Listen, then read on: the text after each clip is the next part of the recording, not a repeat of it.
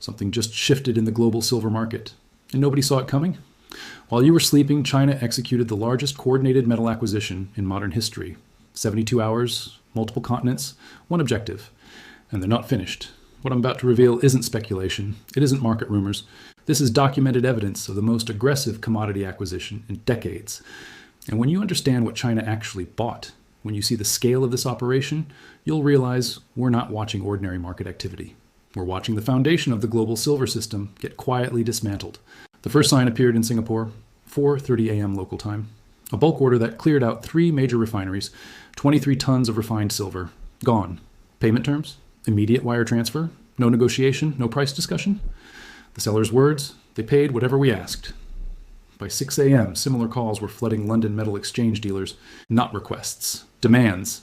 Chinese entities with corporate structures that traced back to state-owned enterprises. They weren't buying silver. They were vacuuming it up. But here's where this stops being a normal transaction and becomes something else entirely.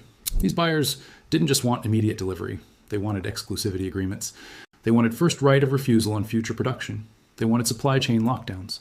Within 8 hours, reports were coming in from Perth, from Zurich, from Toronto.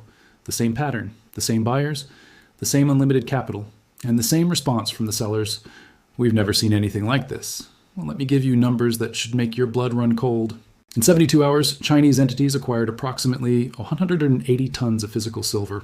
That's 5.8 million ounces. To put that in perspective, that's more silver than most countries import in an entire year. That's enough silver to supply Tesla's global production for 3 months. That's enough to manufacture 2.4 million solar panels.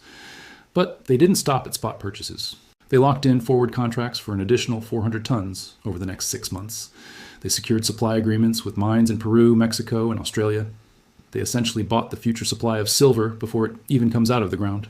This wasn't buying. This was siege warfare. Now the official explanation will be simple. China is the world's largest manufacturer of electronics, solar panels, and electric vehicles. They need silver for industrial production. Demand is growing. They're simply securing supply. That explanation is garbage. China has been managing industrial silver needs for decades. They understand supply chains. They understand inventory management. They don't panic by 6 months of supply in 72 hours unless something fundamental has changed. So what changed? What triggered the most aggressive silver acquisition in modern history? And why did they execute it with military-level coordination and secrecy? The answer lies in something nobody is talking about. Something that makes China's silver hoarding not just significant, but existential.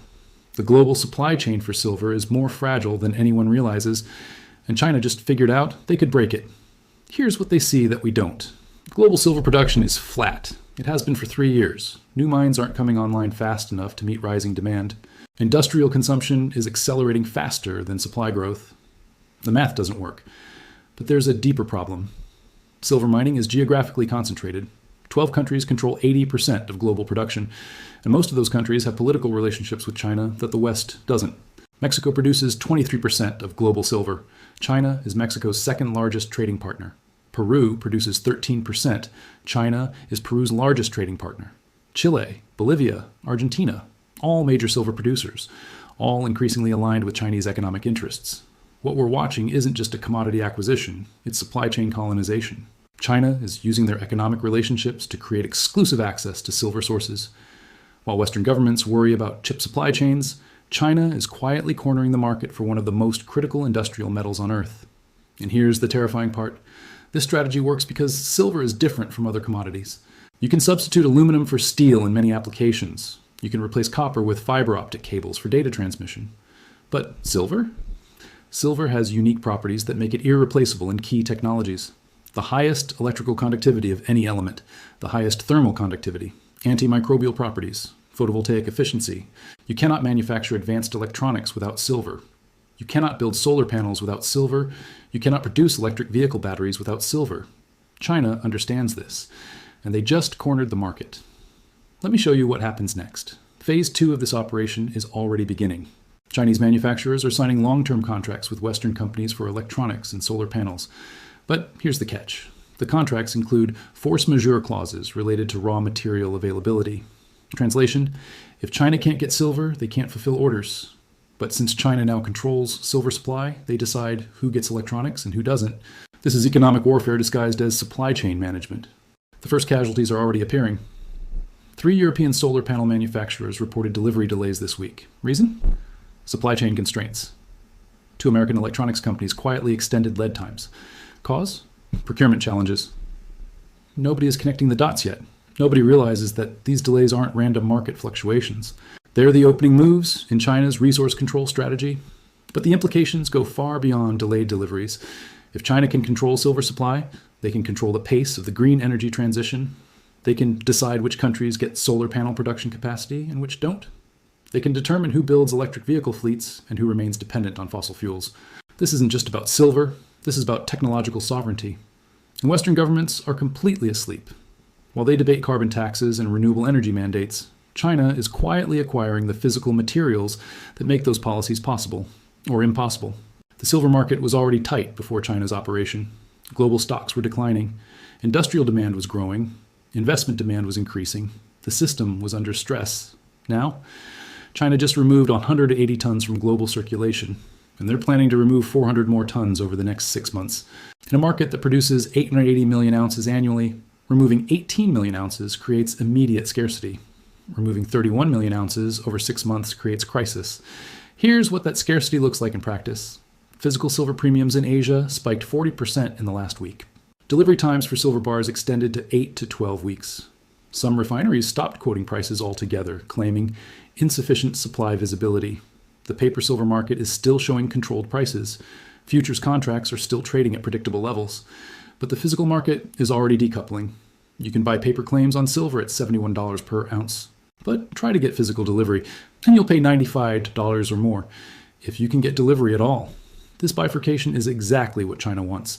They control physical supply while Western financial institutions trade paper promises. When the crisis hits, when supply shortages become undeniable, the paper market collapses and the physical market explodes. China gets the metal. Western investors get worthless contracts. But there's another layer to this strategy that's even more sophisticated. China isn't just hoarding silver. They're simultaneously flooding the market with products that contain silver, solar panels, electronics, batteries. They're selling manufactured goods to the West while accumulating the raw materials needed to make those goods. It's a perfect trap. Western countries buy Chinese electronics, paying China for silver embedded in products. Then China uses that payment to buy more silver on the open market. The West ends up financing China's resource acquisition while depleting their own material independence. This strategy has precedent.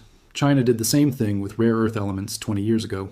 They cornered 90% of global rare earth production. Then they restricted exports when they needed geopolitical leverage. Countries that depended on rare earths for technology manufacturing suddenly found themselves at China's mercy. Now they're doing it with silver. And silver is far more critical than rare earths. The question isn't whether China's strategy will work. The question is how quickly Western governments will realize what's happening. And by the time they do realize, it may be too late to respond effectively. Because here's the brutal reality. You can't just turn on silver production like a factory. Mining operations take years to develop. Refining capacity takes months to scale. By the time the West recognizes the crisis and tries to respond, China will have locked up supply for the next decade. And there's something else, something that makes this situation even more dangerous. China isn't just buying silver. They're buying time. Time to transition their economy away from Western dependence. Time to develop alternative supply chains. Time to build technological sovereignty. While Western countries debate trade policy and tariff rates, China is quietly acquiring the physical foundation of future technology.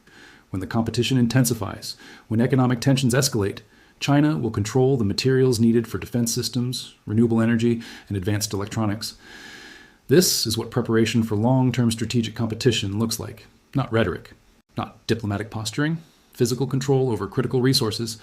The warning signs are everywhere. Chinese media outlets are beginning to discuss resource security and material independence. State-owned enterprises are restructuring their balance sheets to hold more hard assets. Government officials are talking about reducing dependence on unreliable supply chains. This is preparation for decoupling. But not the kind of decoupling Western politicians talk about.